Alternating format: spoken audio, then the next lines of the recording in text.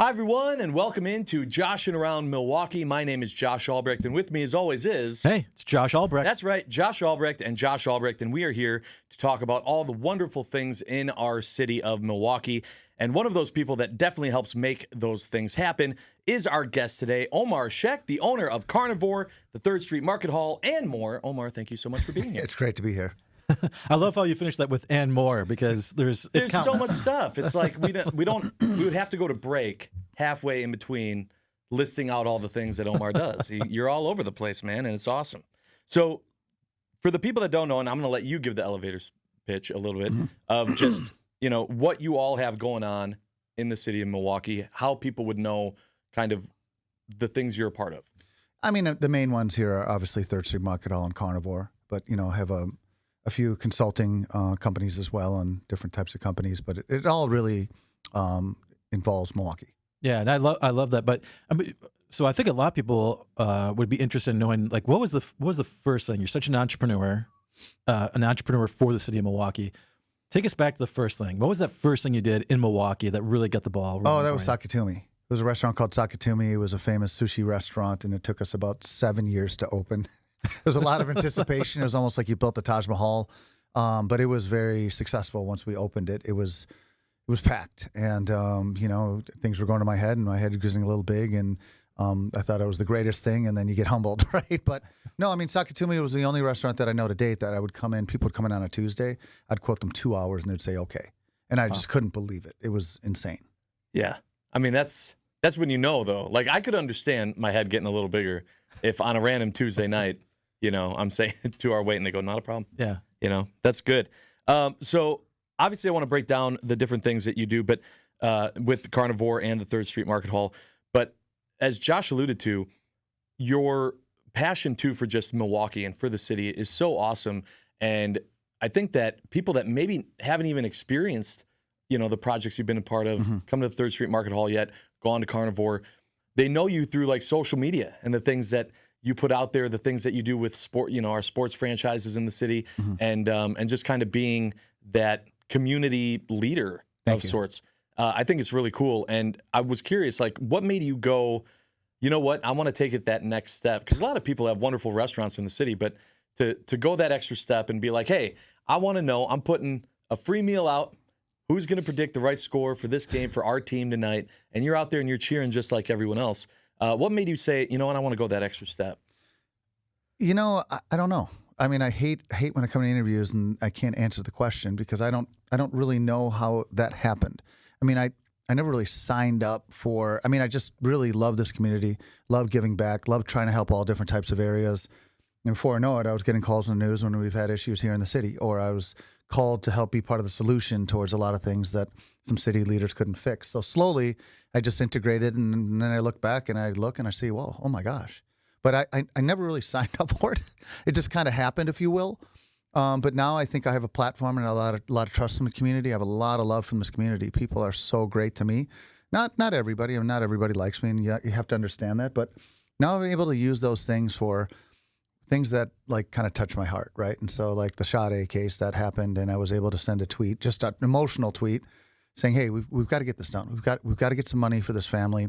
And before I knew it, sometimes you forget all media follows you, and before you know it, I'm doing a massive event raising $70,000 and really getting tight with the family, and those types of things are really I'm most passionate about these days. Yeah, I mean, we see a lot of it here at 3rd Street Market Hall where people probably don't even realize how often you're doing something like that in one of the extra spaces, the Starlight Room and other spaces within 3rd Street, where you're offering up space, offering up your time to raise funds for all sorts of things throughout the community. Yeah. And it's a really testament to the integrity you bring to your work, is because you're not out there looking to leverage it for 3rd Street, looking to leverage it for Carnevor. You're just doing it because it's the right thing for the community. Well, thank you. And I really do believe that, and that's what we do. But also, I mean, Visit Milwaukee is one of the greatest partners we've ever. Any time I call, you guys are going to get behind the cause and help and promote it and things like that. But no, I mean, it does. Sometimes you have to remind yourself. You send that tweet, and all of a sudden I'm like, oh my God, all this national media and everyone's calling, and all of a sudden I told my team, look, put everything on pause. You guys are all working on this event for a 3-week period. And so every time you're done with one, you're like, oh my gosh, I can't do this. Like literally, it's so much work and the fundraising and asking people for money, and then something else happens. And the police, the officer Corder that was shot and killed, and I was in Exuma, and people are calling me saying, "Hey, I've got money. When is your event?" And I'm like, "What happened?" Right? So what happened? Like, and it was getting a flood of calls, and so okay, we're gonna do this, right? And so it's an honor for sure. I'd love to see some of these younger leaders now really step up from a philanthropic standpoint, but also from a leadership standpoint and working with the state to fight for Milwaukee and things like that. I'd love to see some of these emerging young leaders really, really understand how to use their platform and get a lot of people behind them to get these things done. I'm getting old. Oh, please. I am. I think part of that, though, and reaching that goal is, setting the example and being the person to go out there and kind of do it first, because I feel like there are a few people, right, that are out there and they run their business in Milwaukee, but they also put themselves out there like you do to, help the city and help be a light in the community. And I think that if you're not doing it, it's going to make it a lot harder for the next generation of people to do it. And so I think it's a really good start to moving the city in the right direction and kind of proving what we can all be and what can all happen. And I think that the 3rd Street Market Hall is kind of a great example of what can all happen and kind of unifying the city. Thank you. No, in many ways, it's a sort of the 3rd Street Market Hall is sort of it's sort of a living, breathing version of you in many ways, right? How you bring people together, multiple different backgrounds of all the different people, all the different vendors, right? This sort of bringing it together, making a little community of itself at 3rd Street Market Hall. It's kind of what you do for the community in the greater sense, right? So it's kind of cool that the business and the restaurant idea that you had for the city sort of is an extension of what you do for the city itself. Well, thank you. I mean, I really do mean this. I was a small part of this. I get all the credit, right, and which is great, but it's not great sometimes, right, when things go wrong. There's a lot of people involved in this project to make it what it was. But I really appreciate you saying that, because I think that you can come in here at any time and see there's such a cultural melting pot. And our goal is to make everyone and anyone who comes in here, who's not trying to disrupt or whatever, comfortable. And so many people have met so many people here that's just kind of a cool cultural gathering place. And for me, myself, I was like, look, I need somewhere I can hang out with family downtown and not just an in-and-out transactional type thing. Actually hang out for hours and have stuff to do. And it was really, really, I remember looking at Josh, my partner, and I remember it was a Saturday and it was packed in all these families, and I got kind of teary-eyed. I'm like, wow, man, we did it. Like, we did it. We my family often refers to it as our rec room. So we'll be like, should we go ahead to the rec room today? Yeah. We used to live downtown, and so that's where that came, because we had a small apartment when we first moved to town, and this was where we came to hang out as a family. We would come down, grab dinner, play shuffleboard, hang out, watch TV. We would literally spend. There was a few cold winter days where it was like, let's just go down there, and it was like 1 p.m. and we wouldn't leave until 6 p.m. and hanging out. Yeah. Well, I'll tell you what. It's funny because we were worried about summers, because it's a great place for winter and whatnot. And a lot of the locals, I understand, want to be on rooftops. And we're looking at potential outdoor spaces. But I will tell you that this summer, because of conventions, was so busy that we've actually had some employees say, it's too busy, I can't take it, I'm quitting. Wow. I said, too much work. What did you say? Yeah. This is the That's not how greatest that's thing anyone's ever told me. Yeah. If that's our problem, Yeah. we're great. Conventions pack this place. Yeah. Visit is doing their thing. I mean, it's incredible. And 3rd Street Market Hall has as well. And we're going to get into some more details about 3rd Street Market Hall and Carnevor and more when we come back on Joshing Around Milwaukee. Stay tuned. Welcome back, everyone, to Joshing Around Milwaukee. We are having a great time with our guest, Omar, and you can have a great time at the Potawatomi Sportsbook. There's only one sportsbook you can call the best in the Midwest, and it's the Potawatomi Sportsbook. Catch early games and matches this season. Potawatomi Sportsbook will be open and ready for play. Potawatomi Sportsbook, bet above the rest. All right, so, Omar, we were talking about the 3rd Street Market Hall and kind of everything that went along with it. And, Josh, you said how it's kind of like a melting pot of everything that you've been working on. Kind of talk to us about how the idea of it came together and specifically like the places, the different restaurants that were involved. Because I really do think it's a very, even if you grew up and have lived in Milwaukee, you can come here to the 3rd Street Market Hall and you go, oh, yes, oh, that's great. I can get, Pete's Shuttle and like, you can get these places and all this different stuff. How did this all come together? I got a call from Tony Janowick, and he said, this was years ago, he said, can we have dinner? I want to talk to you about this project. I said, sure. Sat down. He said, it's called the Grand Avenue Mall. I'm sure you're familiar with it. Here's what we want to do and everything like that. And at the end of the dinner, I was already starting to figure out what my next move is outside of restaurants. And I just thought about it, and I took a day and I walked over here in the area, and I was just like, no, thanks. I'm good. Good luck with you. Good luck to you guys. Yeah. Year later, they called me again, said, hey, can you go on a tour with us? And so they're a little persistent. And another guy named Josh, who runs Hempel out of Minneapolis, said, here's the vision for it. Brought in a guy named Chris Socha, who's a brilliant architect, and showed me the plans. And at that time, I knew what was happening on this side. I saw the Residence Renaissance. I myself was working on the convention center completion there. I never say expansion, I say completion, because it was 2 phases done in the 3rd phase. I knew what a lot of friends have done with the symphony. I saw a lot of things moving in the right direction over here, and I thought it was such an important. This is really the center of downtown, and I said, sure, let's do a deal. And really from there, they said, okay, well, what should we do? I don't know. I've never built a food hall. I've never been to one. So we traveled the country for years, 2 years, and traveled to some of the best food halls in America, and really got an idea and sense of what it really means to that community, right? And really, again, the idea was to have a lot of different cultural, a cultural melting pot, different types of vendors, different types of cuisines and things of that nature, and a gathering place. So we spent a lot of time. They embraced us, behind the scenes tours, taking hours at a time to explain what they did right, what they did wrong. Then the pandemic happened. We had borrowed time, so some people say it might be a little unethical, but I called a lot of food halls around the country and said, hey, I'm a restaurateur. I want to take my concept to your food hall. They're like, okay, here's all our agreements. Here's all our, trade secrets. Here's our marketing plan. And so I spent, months on the phone with every single food hall in America, figuring out what's working for them, what isn't. Yeah. Got their agreements. I know I might not be allowed in any of them after this, but really it was free time, right? And so we were able to really put together, and it's crazy because every other project I've done, we wouldn't do a whole lot different today, even though looking back, and that's never really happened. So, people can say, everything's borrowed, right? And so I'll tell you, for Mamimoto, I had to have the sea bass recipe. I was in New York with my wife and had a restaurant, and the sea bass was so good. I was like, can I have the recipe? They're like, no. Here's $100. No. Here's $200. No. So went back in the room that night and had a couple drinks, and I was just like, I just had an idea, and I call over there. I'm like, my wife is sick as hell. I need the rest. What's all in that sea bass? Oh, brilliant. Love it. Love it. Listen, everything's borrowed, and you have to get creative. Yeah. So, yeah. Well, borrowed, just doing your market research. Yeah. Yeah. That's right. Do the research. Doing your market research. Everything's borrowed. But then you can put your own twist on it. And I think we did that, right?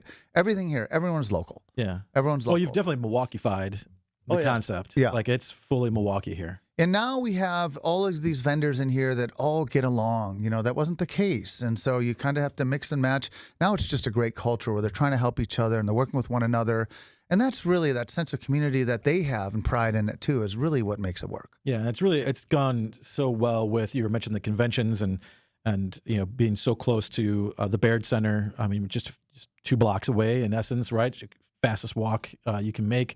From all the different events happening there and your involvement with the Baird Center, understanding the dynamic of when conventions come to town, when these sports tournaments come to town, these people need something to do. Yeah. They have downtime and they want an experience. They want quick and easy food, but they also want a place just to gather and hang out and have a beer too. And so this is such a compliment to what goes on at the Baird Center and the downtown as a whole. Thank you. I'll say it right now. We wouldn't be able to pay our rent if it weren't for conventions. Yeah. I'll just say it right now. Literally, that's really, I don't even want to call it icing, but we've made ourselves a part of that. But they also really appreciate being able to come over here, in between volleyball games or whatever the convention is and pound some beers and then go back to the kids. It really works out perfectly. And we're so grateful, so grateful to visit in the conventions.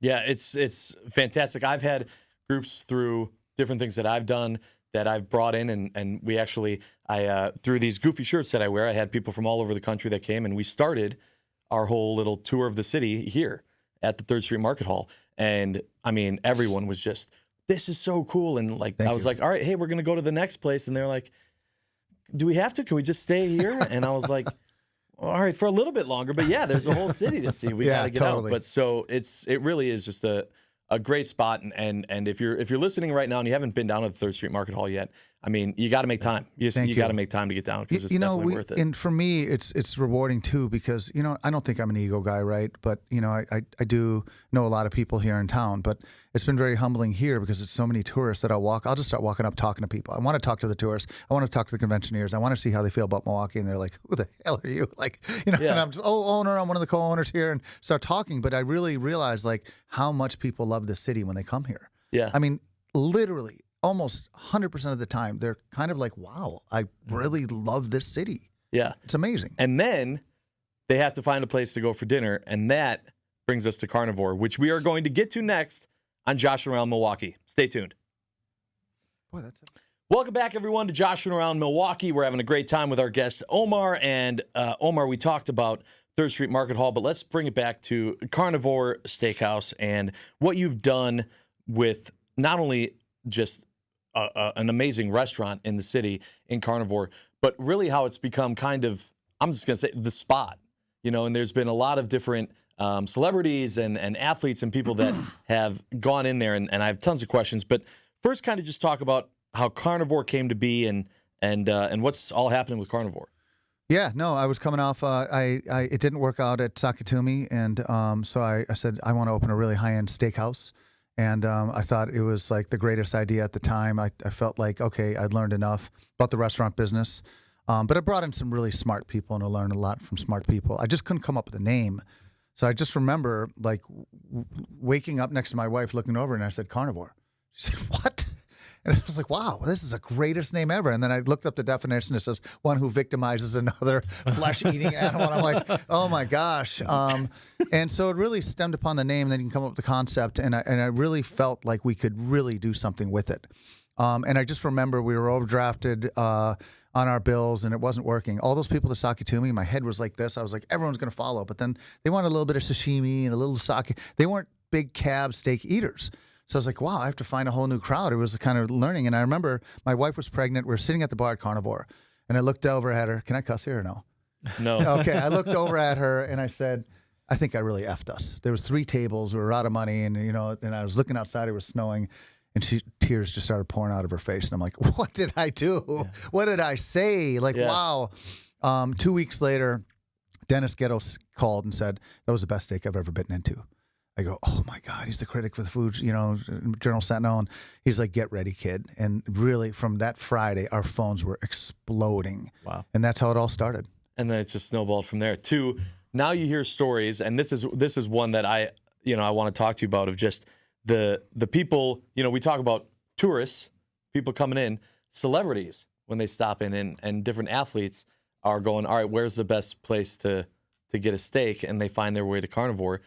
Are there any memorable celebrity visitors that are top of mind of like, well, when that person came in, that was really cool? I mean, a lot of stories I can't talk about. Sure. Yeah. I mean, there was a lot of NDAs signed. There's so many. There's so many, to tell you the truth. And I just want to say this: like we never really designed it to be for famous people or for athletes, and like we just wanted to give the greatest service to whoever comes through the doors. And so we have like. Equally as important to the big athlete is the person that saves up for an anniversary that comes in, that we can make them feel special, because they will go out and tell 1,000 people how great that was, right? And so it's like we get a mix of a lot of different people. I'm not here to say, look, it's super affordable restaurant like a Chili's or anything like that, but special occasions are really important to us. There's a lot of business, and it's just a great mix of people.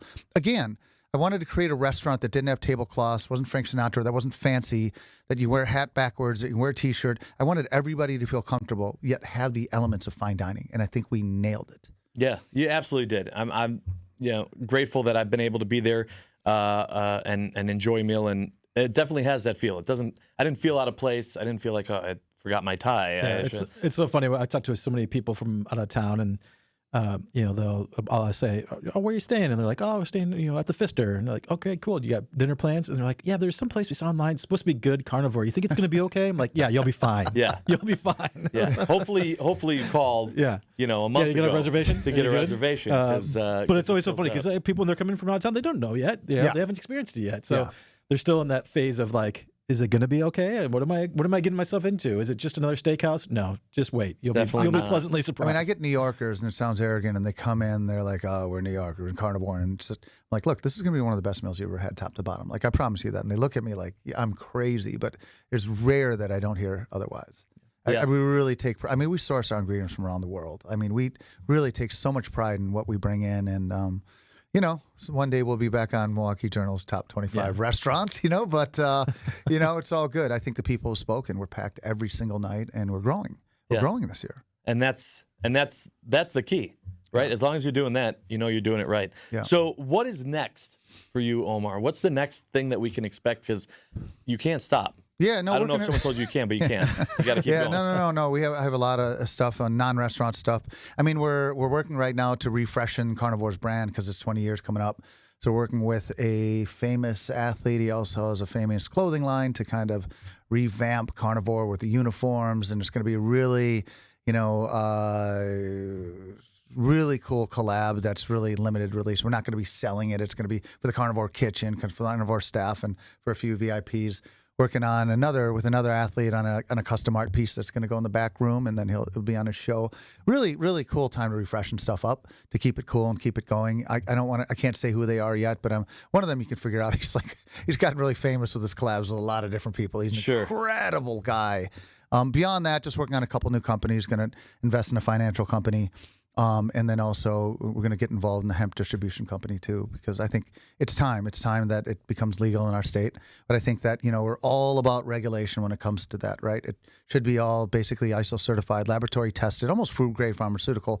Right now there's a loophole, THCA, and there's black market control, and you can these kids can go get a 100 milligram can at a gas station. It's wrong.